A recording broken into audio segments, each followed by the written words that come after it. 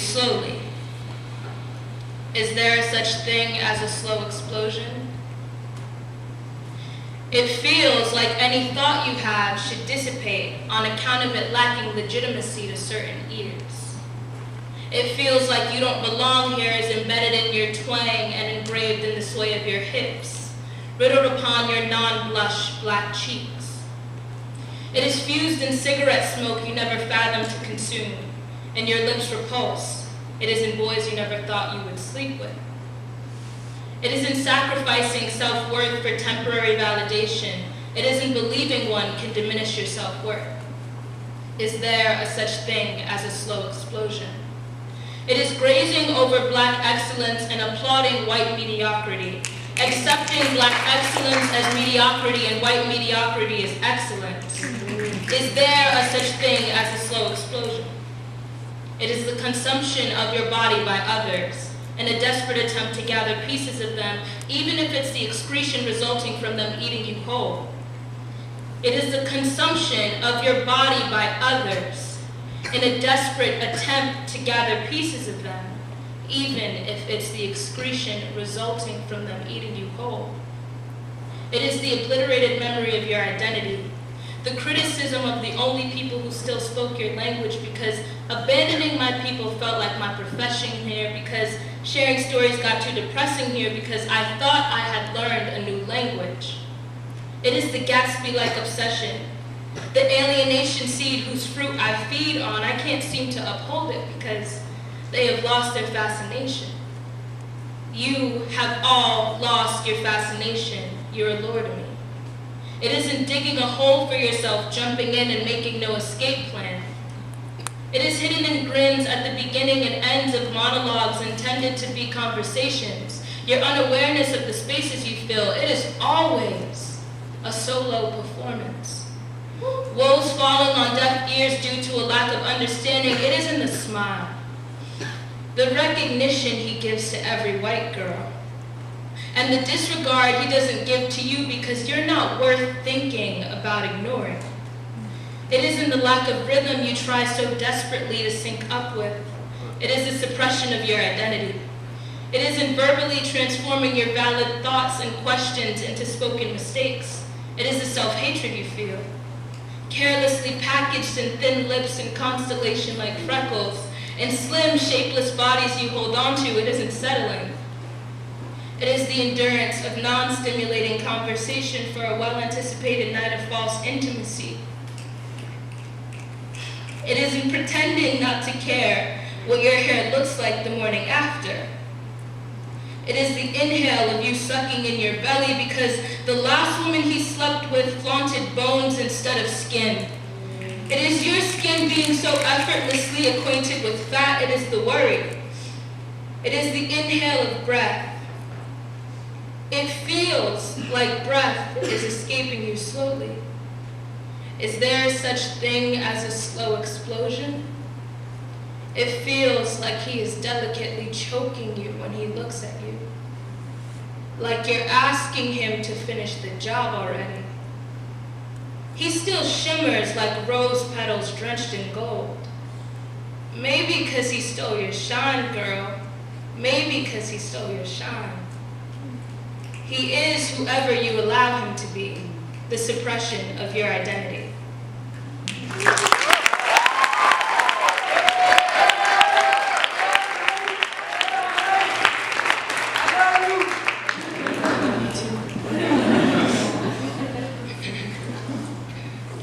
I am a black woman walking in the streets of New Orleans. Sing, right?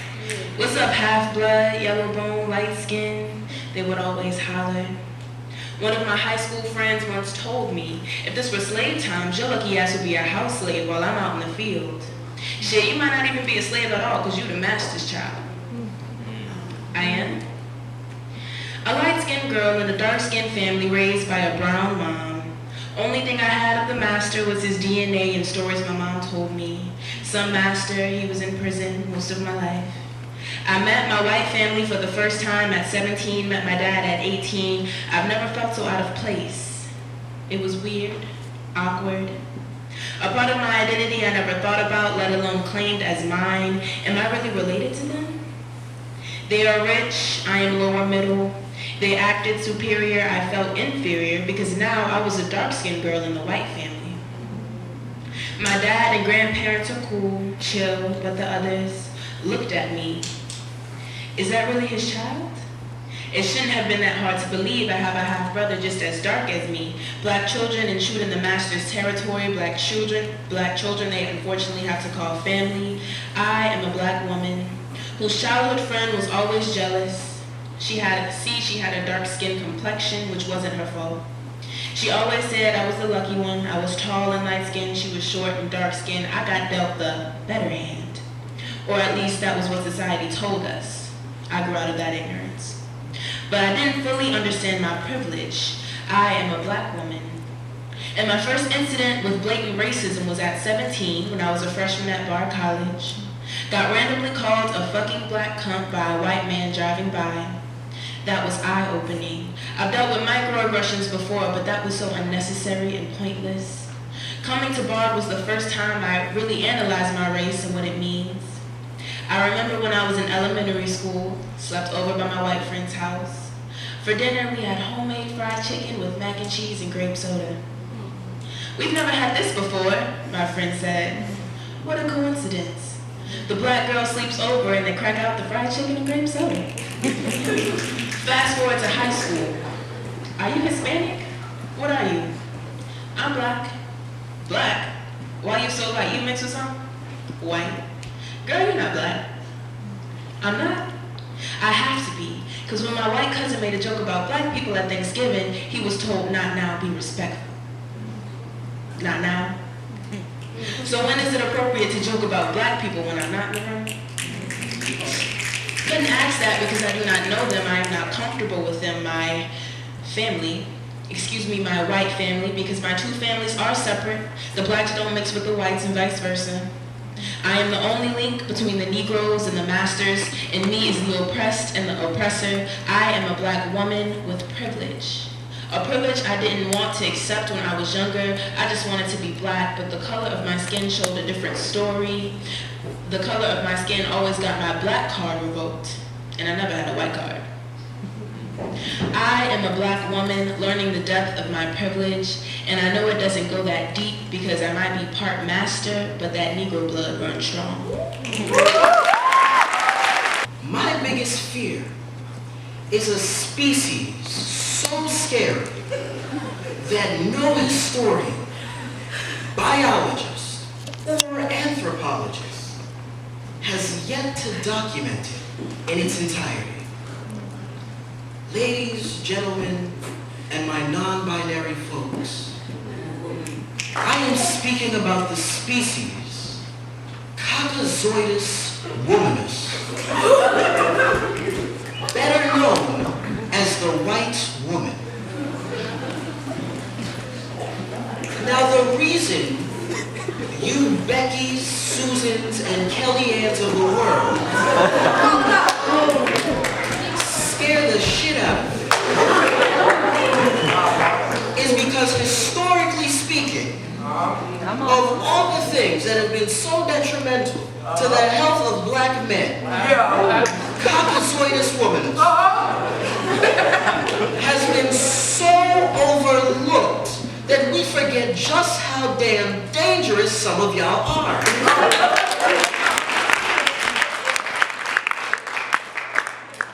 Now, let's think for a moment about Emmett Till, the 14-year-old black boy who was lynched and beaten so badly that his face was actually unrecognizable to those who knew him best when they walked by his open casket to view his body. Now, the impetus for the beating was the allegation made by a white woman, Carolyn Bryant. The allegation was that the young Till had made a verbal and physical advancement towards her. Fast forward 62 years later, Carolyn Bryant actually admitted that she fabricated the allegations that got a 14-year-old boy killed. Let that sink in. I found in my travels that when a certain member of the Caucasoidis womanist species realizes that they are in fact not entitled to the bounty and labor of other individuals, it sets them off. Since arriving to my field site in fall 2015, I've observed that no one questions the validity of the statements often made by angry white women, society's vulnerable daisies.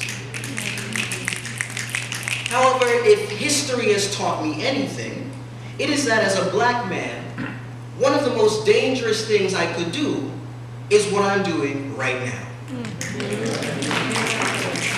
Which is to call bullshit on the whole enterprise. Now, almost a year later, still surrounded by entitled white women, I was hired to be a part of a teaching team. And when I walked in to meet my team, for the first time, my heart sank. I was the only black man, and every other person of the team was a white woman except for one. I almost shat myself. Immediately, I began to run through my books of respectability politics. I stayed in the furthest parts of the room. I didn't look a single one of these women in the eye. I downplayed all of my brightly colored credentials and accomplishments as a teacher because I was afraid of being successful in the presence of those who could, with the right formation of their tongue, see me strung up like Emmett. I was literally surrounded by my worst fears, and the species, Caucasoidis womanist, did not disappoint. As I walked through the jungle of RKC, surrounded by materials and objects that Caucasoidis womanists thought were foreign to me, I couldn't help but notice how every mistake that happened was attributed to me. Imagine that. I was nowhere near the scene of an accident, and yet somehow it was my fault. I gotta say, some of y'all Caucasoids are quite good at the game of manipulation. I couldn't help but notice how when I suggested to one of the head Caucasoids that we do one of their particular rituals a certain way, that I was met with resistance and told that the ritual is the way it is for a reason. In the staff meeting following this encounter with the fellow Caucasoid, one of them had actually suggested the exact same thing I did. All the Caucasoids broke out in a great rapturous joy as to how one of their own had come up with such a good idea. My face said, "You've got to be fucking kidding me." But that's when it happened. Like a shark attracted to blood in the water, the alpha Caucasoid reared her head and with a look that could strike fearing God sat up, quieting the rapture celebration and said, "You need to stop being so smug with yourself." This was only the beginning. I can't help but remember how 3 of the Caucasoids said that I wasn't even that great of a teacher. Here they were, telling their Caucasoid friends that I, Mark Williams Jr., who at the age of 18 was a paid public health instructor, who has taught over 500 students to this day, who has 3 offers to teach immediately upon graduation.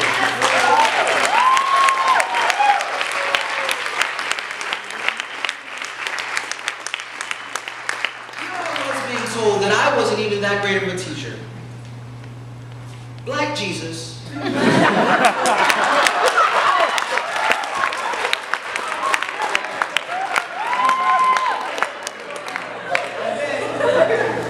Why hast thou forsaken me?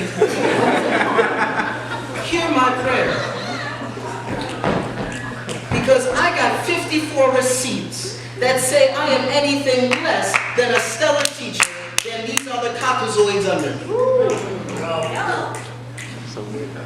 So why is it that caucasoidus womanus consistently subjects those that are not like them to their caucasoid foolishness?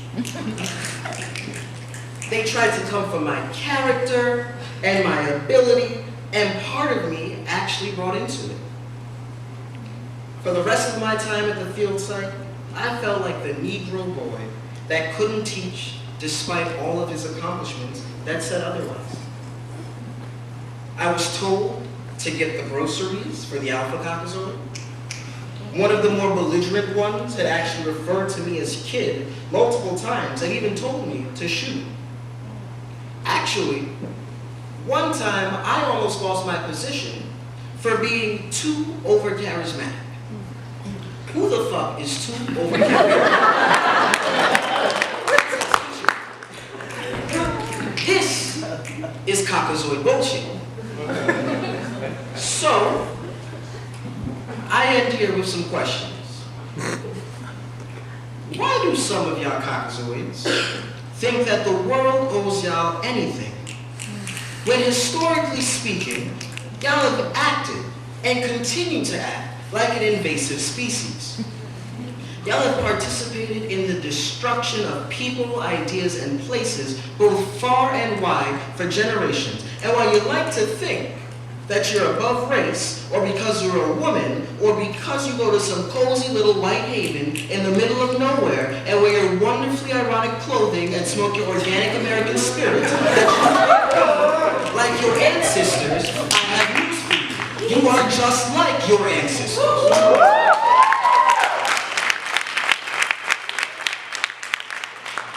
When you are threatened, you lie. And when you lie, black bodies die. Y'all continue to colonize discourse. Y'all colonize internet spaces where the mobilization of your white female fragility manifests itself under the guise of safety, but is anything but. And frankly, it needs to be called out for its bullshit. I am angry. I am tired. And the entitlement of caucasoidus womanus needs to be checked. Because that shit kills, and we just don't got time for that shit.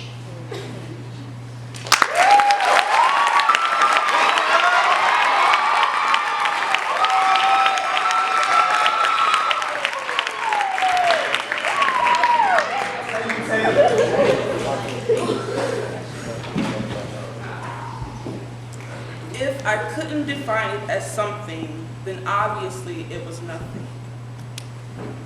Black girls, when we stand in front of the mirror, ready to detangle the knots from our kinks, our coils, our curls, don't forget to be gentle. And when we decide to shower, to bathe, to wash our bodies, remember that our torso may become fragile at any moment under the pressure of water. Don't break. We can chip, don't break.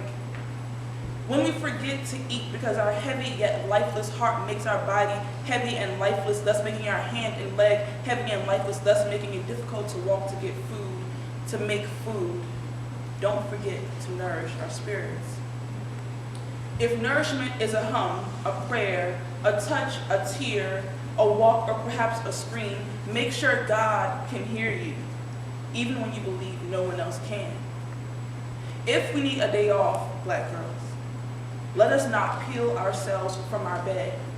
Lay in our bed, pray in our bed, sit in our bed, cry in our bed, stare emptily in our bed. Whatever you do, do not break.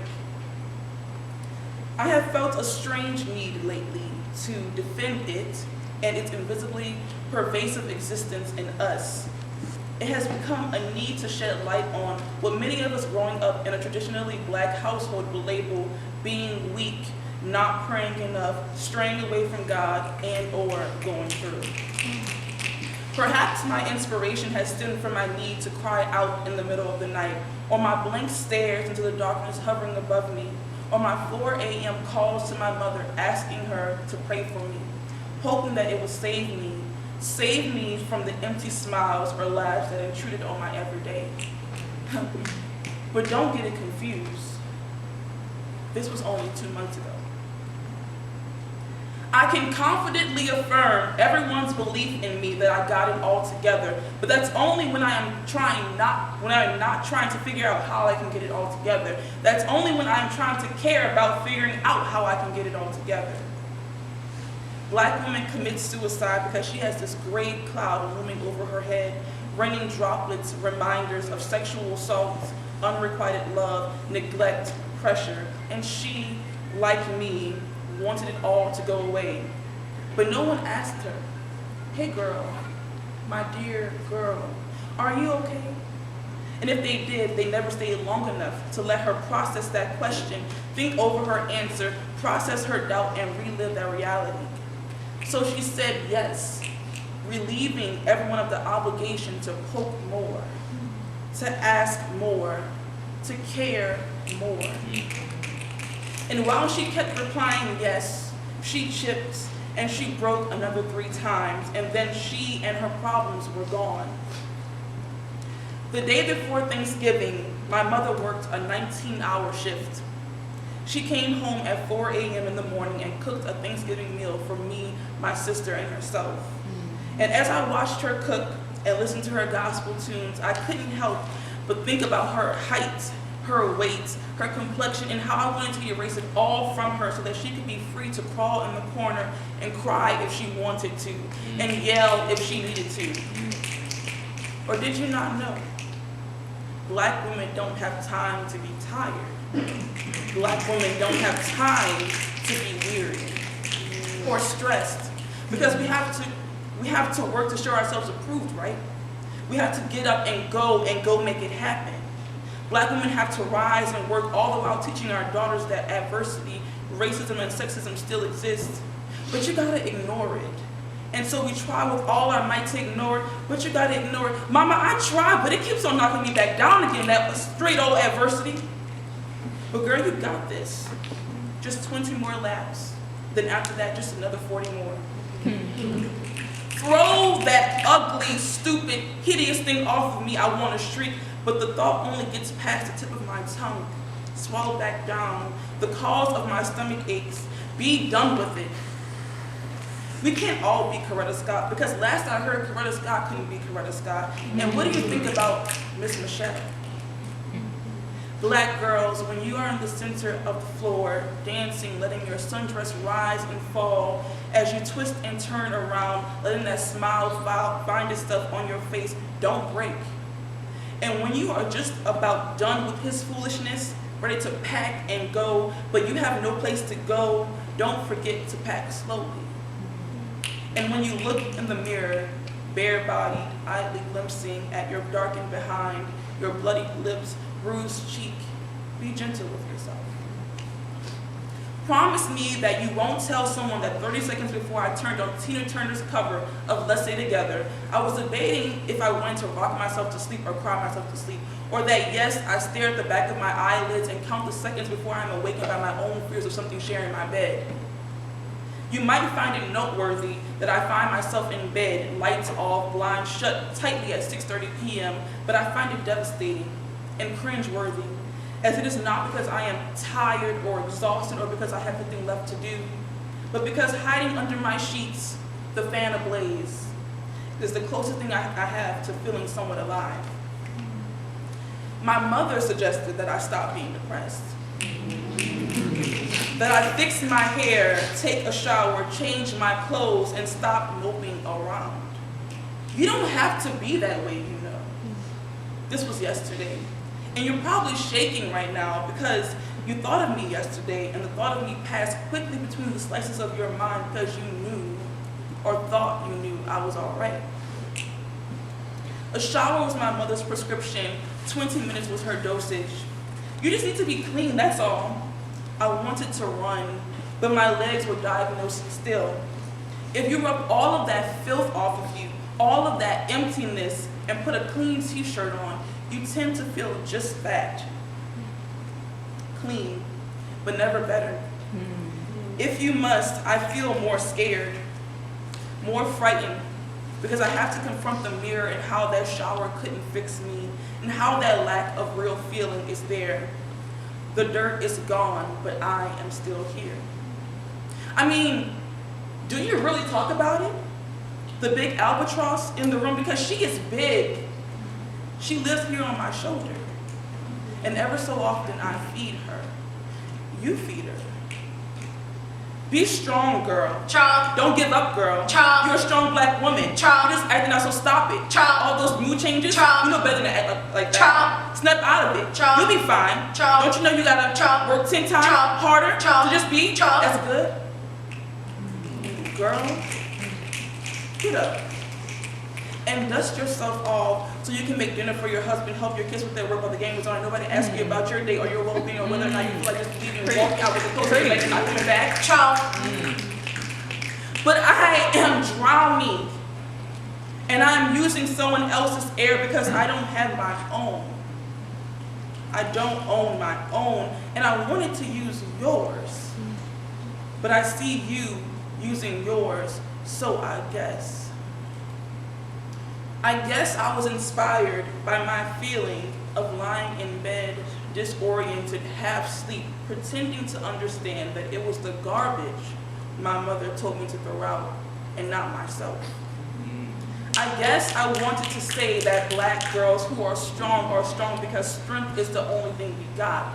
I guess I wanted to say that black girls who are strong because strong is the only thing we got. I guess I wanted to say that black girls who are strong because we is the only thing we got. I guess I wanted to say that when you speak of it, of that thing that we try to hide because of the stigma that we hold around it, don't forget to think about us. I guess I wanted you to know that it has a name for some of us. It has an address for others. It is an acquaintance for some of us, and it's a colleague for others. And some of us roll in the grass with it and invite it in for lemonade because we are told that we can fight it. It just takes some prayer, baby. Some practice, baby. You gotta find your peace, baby. We are told that to fall prey to that as if there's a clear distinction between that and me. It's only defeat. I guess I am not sure if defeat is permissible.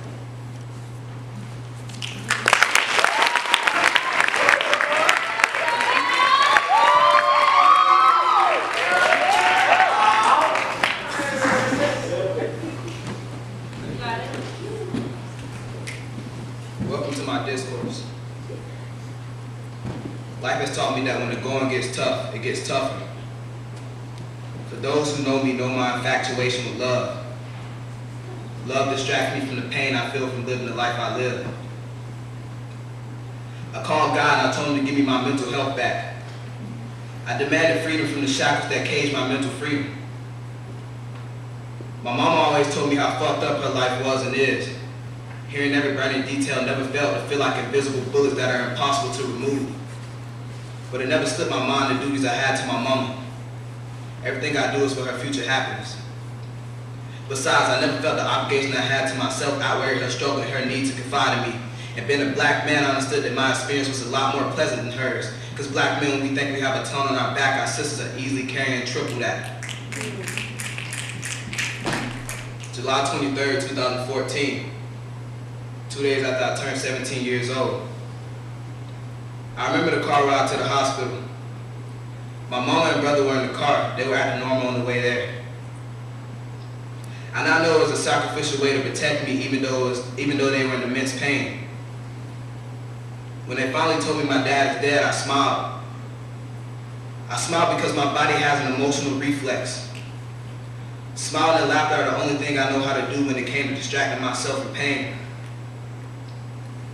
I called God and I told him to give me my pops back. I never demanded that he relieve the pain I felt from losing a parent because I never thought I needed that. Don't ask me if I got over my dad's death. I don't have time to put some more trauma on my mental plate because to be truthful, I pushed that problem to the back of my head a long time ago. If there is one thing I have learned as a black man, it is that residual damage from our experiences breeds resilience, and we confuse that resilience with strength. I misplaced my belief in what I thought a home was. My family took struggles, overcame them, and called it strength. We were resilient and nothing else, because the day our kitchen burned down, our connection became the ashes. We were left homeless. We were forced to live in a hotel, and week by week the hotel bills stacked up. And I learned that nothing is permanent, not even family. I was ignorant. I was ignorant to think that a house fire would never break our family bond, but we was never whole in the first place. All we had was love, resentment, and resilience, and that bond was built off struggle. Acknowledging our weakness doesn't make me love them less, but more. And I strive to have the ability to make our lives less about struggle and more about living. And I understand that we have the right to be resilient because we never had the time or the space to explore what it meant to have a truly strong family bond. I called God and I asked him if he truly had our backs. Because my mama still cries at night. My brother still struggles to take care of his family. And my mental health is still the last thing I have room to worry about. And like my ancestors, I'm hanging by a string. But it's okay because I smile and I tell myself that everything will be all right. That's all I can do.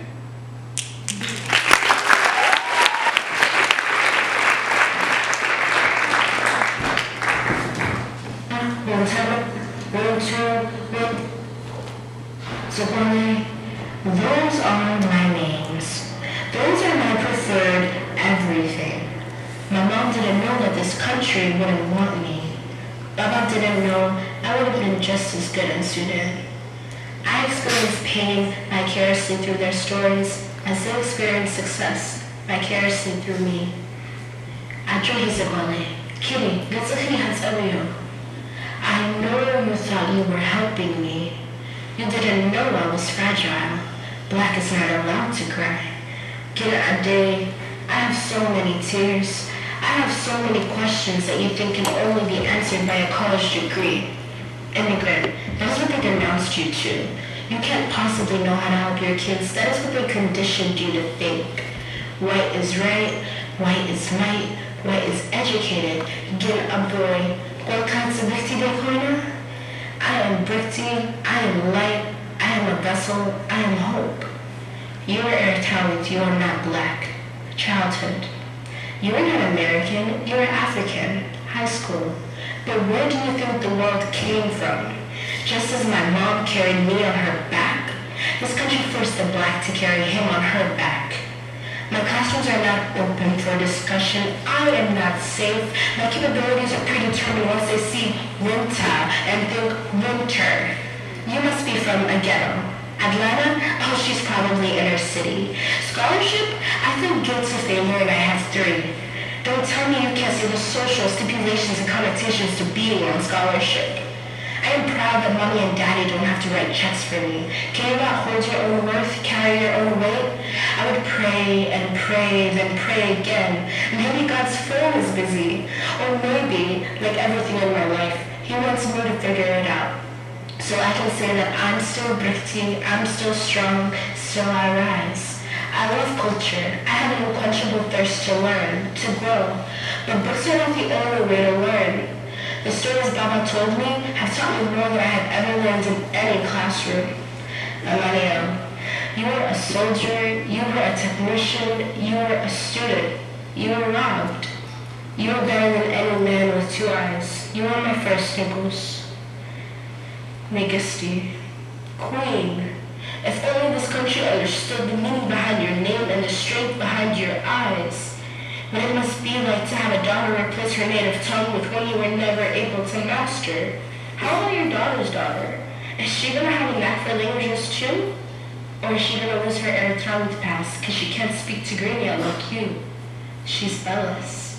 I was going to recognize. Drowning. You focus on studying as I focus on if my brothers will make their court dates. You volunteer with TLS, BPI, and pat yourself on the back. That's your validation. My fears are amplified every time I see a missed call, emotional manipulation. For me to balance your funds, check in regularly, and stretch my energy, still I managed to have an above average GPA when I didn't have enough time to sleep. Ungrateful. Many of you don't seem to realize that your broke and my broke are not the same. Trips out of the country, Airbnbs for the weekend. For you, life is more like a game. For me, I wonder why every time I open my mouth, you try to relate when we are not imposed in the same vein. I worry if my father's lawyers are prolonging his case. If my mother's boss is exploiting her because they see an immigrant's face. You and me are nothing alike. And still, the professors who look like you have the nerve to call me well-spoken.